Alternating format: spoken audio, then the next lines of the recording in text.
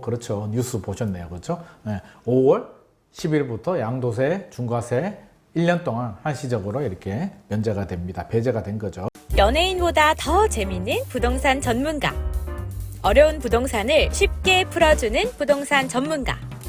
김인만과 함께하는 부다방 TV.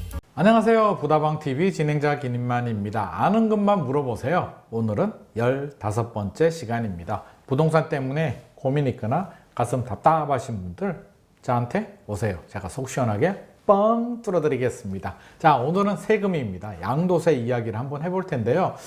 아우, 세금 어려워. 저도 세금 사실 어렵습니다. 제가 뭐 세무사도 아니고 저도 굉장히 좀 부담스럽기도 하고요. 어려운 부분이지만 그래도 한번 열심히 해보도록 하겠습니다. 우리 세계적인 천재 있잖아요. 누구? 알버트 아인슈타인. 아인슈타인 박사도 세금만큼은 어렵다라고 했다라고 합니다. 그래서 그만큼 세금은 복잡하고 어려워요. 그래서 사실은 이렇게 부동산 방송에서 세금을 안 다뤄주는 게 맞는데 오늘 질문을 마침 또 주시기도 했고 또 개정된 부분이 있기 때문에 한번 언급을 드리려고 합니다. 저도 좀 어려운데 하지 말까? 하자 그러네. 우리 PD가 그래도 해야 된답니다. 자, 한번 해볼 텐데요. 질문 내용부터 한번 보시죠. 안녕하세요. 네, 안녕하세요. 네, 드디어 양도세 중과세가 폐지되었다는 뉴스를 봤습니다. 그렇죠. 뉴스 보셨네요. 그렇죠? 네, 5월 10일부터 양도세, 중과세 1년 동안 한시적으로 이렇게 면제가 됩니다. 배제가 된 거죠. 서울의 아파트 2채를 보유하고 있는데 파는 게 좋을까요? 서울의 아파트를 좀 구체적으로 말씀해 주셨으면 훨씬 더 좋았을 텐데 그냥 두리뭉실하게 그냥 아파트 2채라고 했네. 하지만 다행인 것은 서울이라고 지역을 명시해 주었습니다. 이거는 굉장히 중요한 단서예요. 자, 판다면 어느 아파트를 먼저 파는 게 좋을까? 이 내가 어떻게 알아?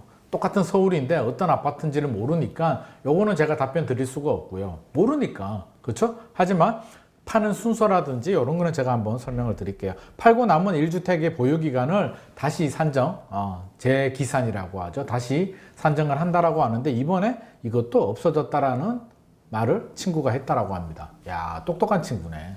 이거 잘 모르는 분들 많거든요. 다주택자 양도세 중과세만 1년간 한시적으로 이게 배제가 됐다는 건 알고 있는데 재기산, 보유기간 재기산에 대해서는 잘 모르는 분들이 많은데요. 이번에 개정이 됐습니다. 시행령이 개정이 됐기 때문에 이 내용에 대해서도 제가 같이 설명을 드리도록 하겠습니다.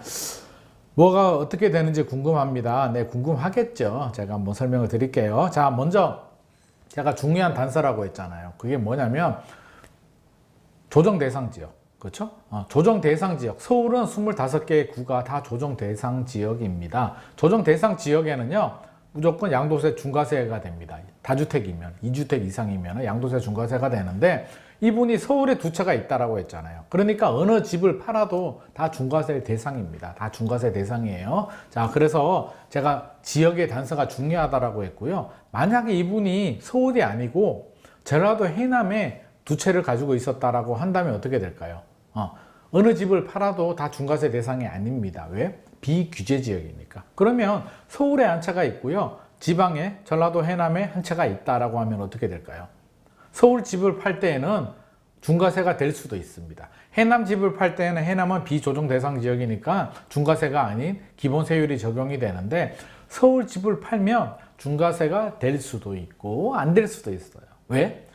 해남 아파트가 그렇죠. 지방의 중소도시 읍면동 아파트가 표 보이시죠? 이 그림을 보면 좀 참고가 되실 수 있는데 3억 미만이면 주택수에서 빠지고요. 3억이 넘어가면 주택수가 들어갑니다.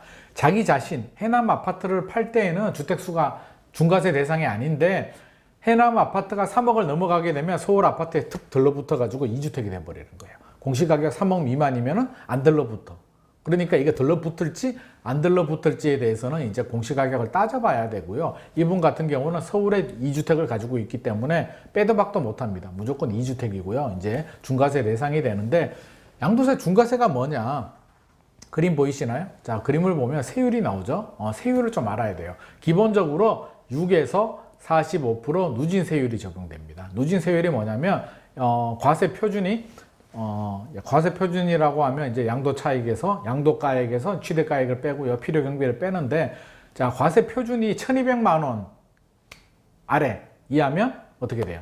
1200만 원 이하면 6%, 세율이 6%가 되고요. 1200에서 4600 사이는 15% 해가지고 10억이 넘어가게 되면 누진 구간으로 해서 최고 세율 45%가 적용이 됩니다. 무지막지하죠. 누진 구간별로. 그래서 6에서 45%의 세율이 적용이 되는데 규제 지역, 조정 대상 지역에 2주택을 가지고 있으면 이 기본 세율 6에서 45%의 20%포인트가 떡하니 달라붙어 버립니다. 그러면 어때요?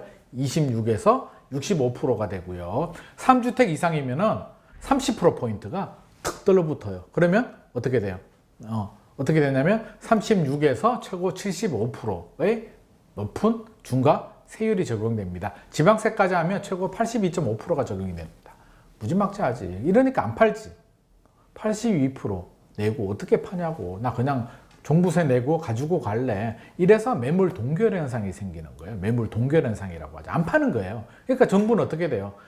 다주택자들이 매물을 안 내놓으니까 아니면 새 아파트를 지어서 주택 공급이라도 늘려줘야 되는데 주택 공급도 안 늘어나고, 그렇죠? 주택 공급도 타선 기간 때문에 몇 년이 있어야만 새 아파트가 공급이 되고, 다주택자들은 양도세, 중과세 때문에 매물 동결 현상이 생겨서 안 내놓으니까 시장에 매물이 없어지는 거죠. 그렇죠? 그러니까 실수요자들, 불안한 실수요자들은 너도 나도 내 집 마련을 하려다 보니까 수급 불일치가 생기고 가격이 많이 올라갔던 겁니다. 야, 안 되겠다. 이제 안 되겠다라는 생각이 든 거예요. 안 되겠다. 그래서 다 풀어주지는 않고요. 1년 동안 2022년 5월 10일부터 2023년 5월 9일까지 양도시 중과세 20%포인트, 2주택이면 20%, 3주택이면 30%포인트 조정 대상 지역에서 떡 떨어붙는 걸 빼주겠다는 겁니다. 자, 여기서 끝나는 게 아니고요. 장기 보유 특별 공제도 해줍니다. 자, 다주택자들이나, 그쵸? 뭐 이런 사람들은 장기 보유 특별 공제가 원래는요, 15년 가지고 있으면 30%포인트, 30% 빼줍니다. 과세 표준에서 빼주고 이렇게 계산을 하는데, 문재인 정부에서 이걸 없애버렸거든요. 안 돼. 혜택 안 주겠어. 라고 했는데, 이번에 다시 또 부활을 시켜줍니다. 1년 동안. 그러니까 20%, 30%포인트 중과세도 1년 동안 빼주고요. 장기보유 특별공제도 적용해줍니다. 최고 15년을 가지고 있으면 30%를 적용을 해주는 거죠. 1년에 2%포인트씩 해서 30%. 그러니까 혜택이 큰 거죠. 얼마나 차이가 나느냐. 그림 보이시죠? 제가 보도자료에 있는 내용을 이렇게 올려뒀는데요. 자, 뭐 단적인 예가 있습니다. 10년 전에 5억에 사서 이번에 15억에 팔았다라고 하면 3주택 중과세 대상이 되면 원래 중과세가 적용이 되면 3억 2,285만 원 내야 되는데 이번에 1년간 중과 배제에 팔면 1억 3,360만 원만 내면 되니까 1억 8,925만 원 세이브가 되고요.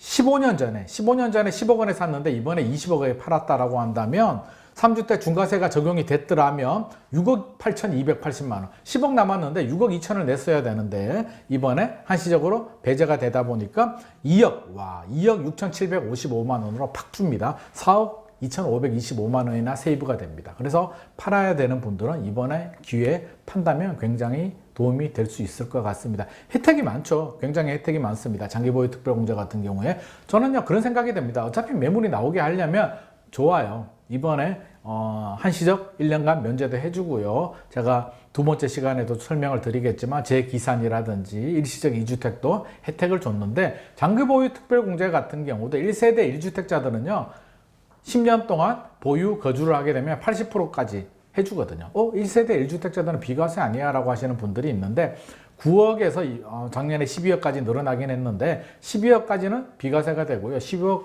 초과되는 부분에 대해서는 과세가 돼 있는데 그래서 고가 주택들은 장기보유 특별공제가 굉장히 중요하죠. 왜? 30억, 40억 막 이렇게 되면 비과세를 받아도 세금이 많이 나오거든요. 그래서 장기보유 특별공제를 80%까지 해주는데 10년 동안 보유도 하고요. 거주를 해야만 받을 수가 있었는데 저는 요거 거주 요건 좀 빼주는 것도 또 도움이 되지 않을까 싶습니다. 그래서 정부에서 고민을 한다면 다음에 혜택을 줄 때에는 장기보유 특별공제 1세대 1주택자들 실수요자니까 해줘도 되잖아요. 그렇죠? 그래서 이런 혜택을 좀 주는 것도 거주 요건들 빼주는 것도 좀 좋지 않을까 싶습니다. 자, 돈 많이 벌면 세금 좀 내도 되는데 그렇죠? 나라는 그렇죠? 이렇게 감면을 해줘도 아까 제가 뭐라 그랬나요? 뭐 2억 얼마씩 세금 받잖아요. 나라는 좋잖아. 완전 봉이 김선달 같아. 국가는. 그쵸? 아무리 봐도 봉이 김선달인데 그래도 많이 벌었으면 이 정도 정도는 기본 세율로 세금을 내주는 거는 좋을 것 같고요. 저는 그래도 세금 내기 싫은데. 자, 아무튼 간에 이번에 혜택이 있으니까 팔아야 되는 분들은 1년 내에 이렇게 파시는 것도 도움이 될 것 같습니다. 나머지 일시적 2주택이라든지 재기산 부분에 대해서는 제가 좀 쉬고요. 2부 때 다시 설명드리도록 하겠습니다. 자, 부동산 때문에 고민되는 분들 저한테 질문을 주시고요. 기린마 부동산 경제연구소에 질문 남겨주시면 제가 답변 드리고요. 이렇게 방송으로도 진행해 드립니다. 오늘 내용 도움이 되셨나요? 좋아요와 구독 꼭 눌러주세요.